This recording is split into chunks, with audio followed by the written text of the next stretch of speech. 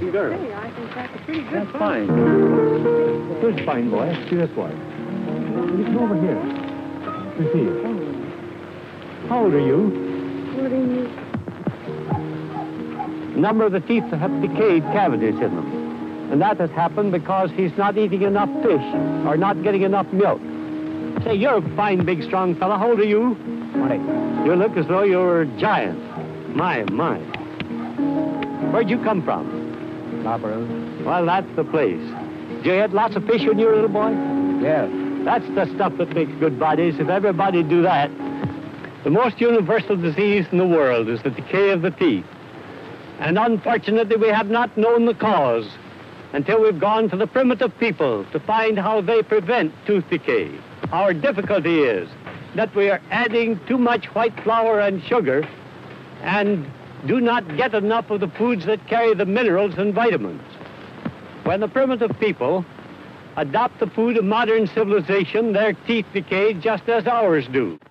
He first visited Switzerland to study whether greater nutrition could be obtained from foods produced at higher altitudes, such as in the Swiss Alpines.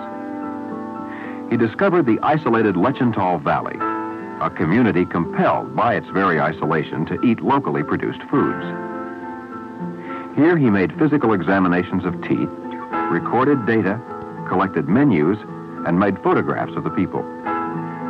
Samples of food and saliva were taken for later analysis in his laboratory.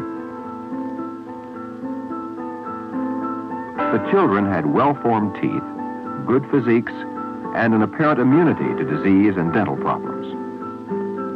They ate mainly dairy products, whole rye bread, and plant foods such as potatoes and cabbage. Meat was eaten sparingly, usually only once a week. In contrast, Swiss children living in modernized districts had widespread tooth decay, facial and dental arch deformities, and greater susceptibility to disease. Their diet, refined flour, a high intake of sweets, chocolate, sweetened fruits, and a reduced use of dairy products.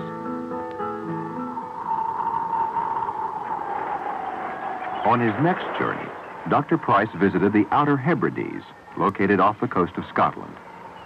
Here he made similar studies among the Gaelic people who inhabit these isolated islands. These rather barren islands have very few trees and little fertility. The islands are often subjected to rough seas and blizzards from the North Atlantic. Most of the people are of early Scottish descent, possessing a physique that rivals that found almost any place in the world. Their teeth are of unusual perfection. The basic foods of these islanders are fish and oat products, such as oatmeal, whole grain breads, and shellfish. But when the islanders were exposed to the foods of commerce, it was a repetition of what had been found in Switzerland. Bad teeth and general physical degeneration was the result. For example, these two brothers lived under the same roof, but ate differently. The older ate primitive foods and was in excellent health. The younger had extensive tooth decay and a poor physique from eating the foods of commerce. In 1933, Dr. and Mrs. Price visited Alaska to study the Eskimos, one of the last examples of a Stone Age people. The areas they visited were isolated. Travel was often very difficult. Among the Eskimos, Dr. Price discovered examples of physical excellence and dental perfection seldom found anywhere else in the world. Living in isolated districts on native foods, they had uniformly broad dental arches and typical Eskimo facial patterns. Their general health was excellent.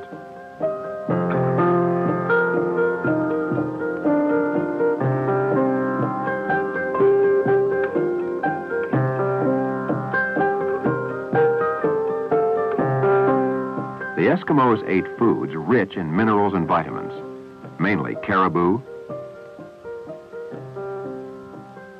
kelp, berries, fresh fish, organs of large sea animals, and seal oil. when the Eskimos were exposed to the foods of commerce, there was a marked rise in dental decay and a change in facial and dental arch formation. Dental service was not readily available, and dental pain was often acute among these people.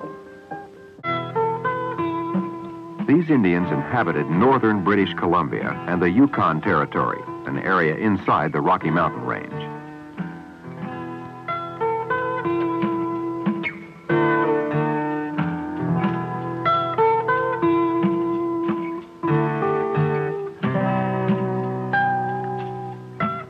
This isolated area had to be reached by water and over roads that often were almost impassable.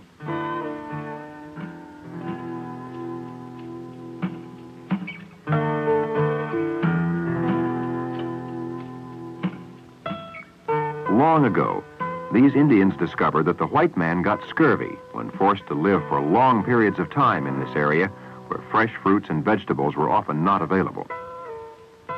To avoid this dreaded disease, the Indians ate the adrenal gland and organs of moose and caribou. This gave them the necessary vitamin C, the vitamin that prevents scurvy. Primitive groups of Indians consistently had well-formed facial and dental arches that represented the tribal pattern.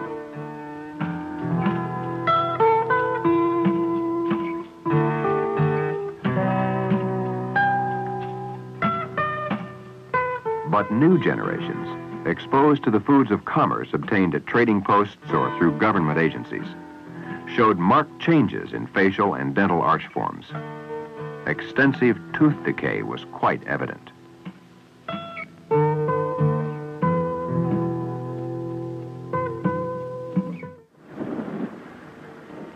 By 1934, Dr. Price decided to study the various people who inhabit the many islands of the South Pacific. New Zealand was also included in his studies. Dr. and Mrs. Price lived with these people, collecting and studying data about their living conditions.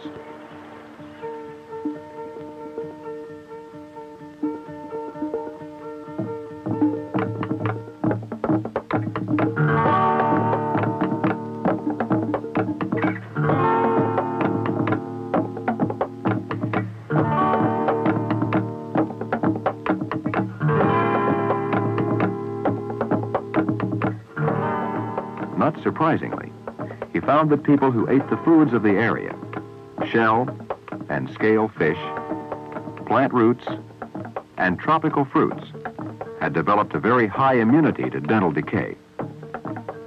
Also, they had well-formed faces and good dental arches. In their primitive state, less than 1% of their teeth were attacked by tooth decay. But as though echoing a warning from nature herself, the message was clear. Those who ate foods outside their natural diets had a rise in tooth decay of over 29%.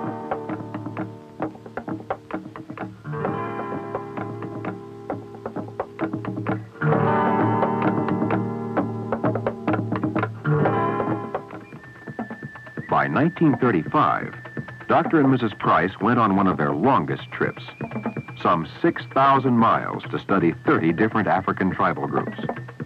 These people lived in the Sudan, Ethiopia, Kenya, the Congo, and Tanganyika. Africa was a fertile area for studying primitive peoples, last of the large continents to be invaded and explored by civilized man. It had one of the largest native populations living under primitive conditions. The primitive Africans were healthy, robust people. They had good teeth and fine dental arches. Their overall physique was excellent.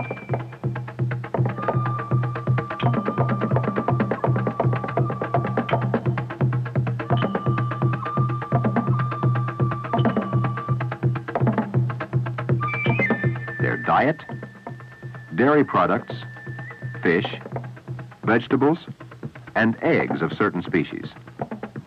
An important source of fat-soluble vitamin is the blood of steers. It is a basic food of the Maasai, people of outstanding physiques. For those who ignored tribal nutritional laws, characteristic types of deformity and tooth decay frequently developed.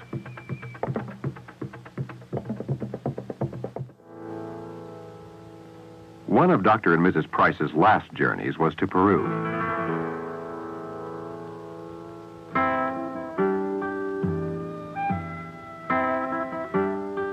Here he compared modern Peruvian society with the ancient Incas.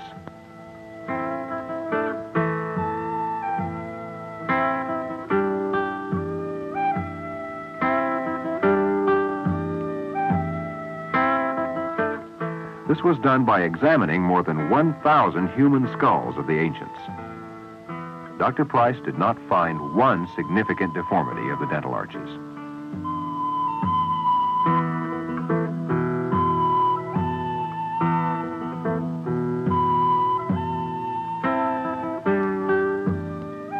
He also found examples of early brain surgery, evidence of the high degree of civilization of the ancients.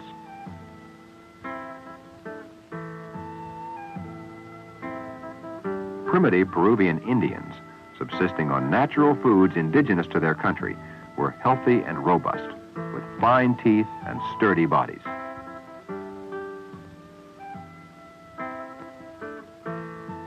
But those who ate the foods of commerce were degenerating and dying rapidly. This was another warning, another indication to obey nature's laws.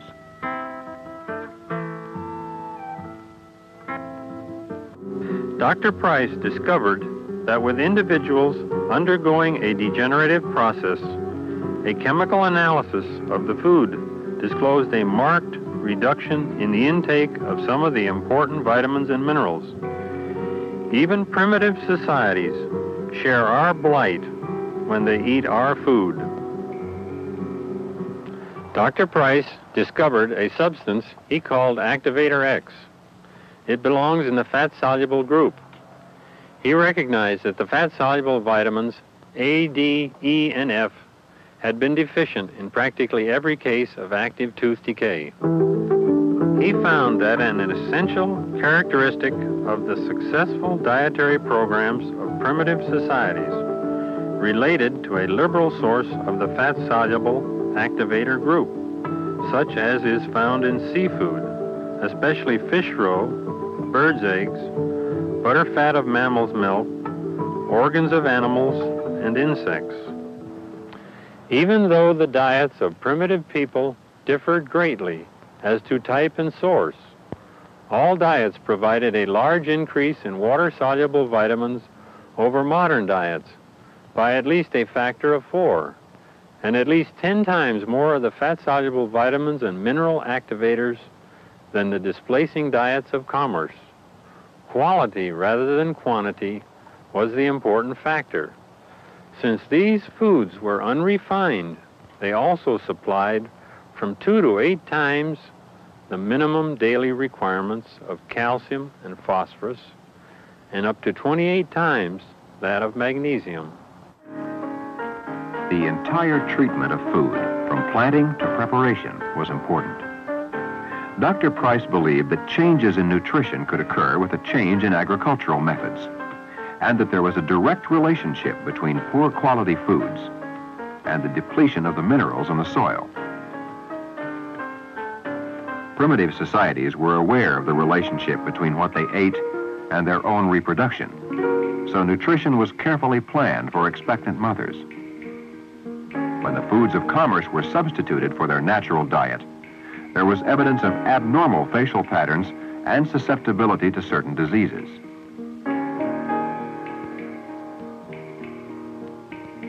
This Maori family demonstrates the link between nutrition and birth deformities. The eldest child has a normal, well-formed body. After her birth, the parents moved to a plantation and began to eat the foods of commerce. Their second child has a depressed face and flat feet. The next child has club feet. The parents returned to a primitive diet, and later 2 children were born without defects. Proper diet helped produce children without deformities, giving hope for all parents of the future.